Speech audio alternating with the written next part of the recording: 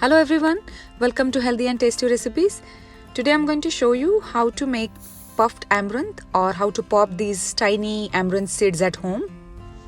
These tiny seeds are full of vitamins and minerals as well as proteins. You can find lysine in amaranth seeds which your body cannot make, but it's a very essential amino acid that you need to obtain from food, and amaranth seeds are the great source for lysine. You should use this little grain in your daily diet. It has tons of health benefits. So let me show you how to pop them at home. I have taken a stainless steel pot here. You can see it's deep and it's thick bottom pot. You need to make sure that it has thick lining. If the bottom is thin, then your amaranth seeds can burn. So it has to be a little thick, and we have to make sure that the pan is nice and hot. We have to do it on medium to high heat. So now I'm going to make sure before I add my amaranth seeds that my pot is nice and hot, and I'm going to try putting very little seeds to check if the pot is nicely heated. You can see the amaranth seeds started popping as soon as I put it in the pot. That means the pot is well heated, and now we can go ahead and do the next batch. This popping process is very fast, so in order to avoid the mess around your kitchen countertop, we are going to use the lid to cover. So as soon as I put the amaranth seeds in the pot, I'm going to cover it with the lid. Now I'm adding about a tablespoon of amaranth seeds in my pot. It's hot, and covering it with the lid, and then I'm going to use both of my hands and do some circular motions and shake the pan. This will help us to make sure that all the seeds are popped and not uncooked or unpopped. If you don't shake the pan, the seeds will burn and some seeds will not pop. So let me show you here. All my seeds have popped nicely, and we are going to remove them in another pan. Let me show you one more time. Some people don't prefer putting the lid because it creates a little bit of steam inside the pot, but I never really faced any issues with this process. My seeds are always nicely popped and dry, so I always recommend using the lid on the pot. It saves a lot of time for us and our kitchen is not in a mess. So there we go. The seeds are ready here. Let me show you a close-up.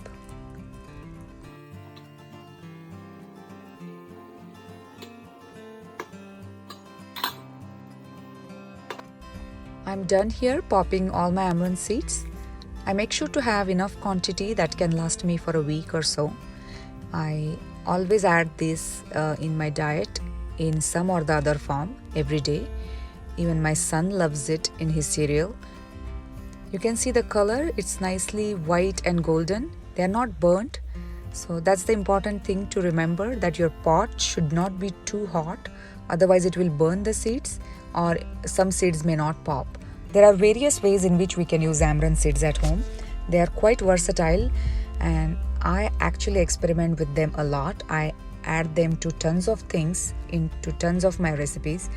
I specifically like to use them with oatmeal and sometimes just with the milk. So here I am showing you one way that I use it. I have taken milk in a bowl with some chia seeds and walnuts, and I'm going to add some amaranth seeds to this, puffed amaranth of course, and then drizzle some honey on top for the sweetness. And after that I'm going to top it with banana, and that's how I like to eat them for breakfast sometimes. This is my son's favorite too, so he likes to add Cheerios to this mixture, and that's how he eats. I'm also going to share one more recipe in which I use puffed amaranth. You can call it a gluten-free pancake. All the grains and millets used in this recipe are gluten-free.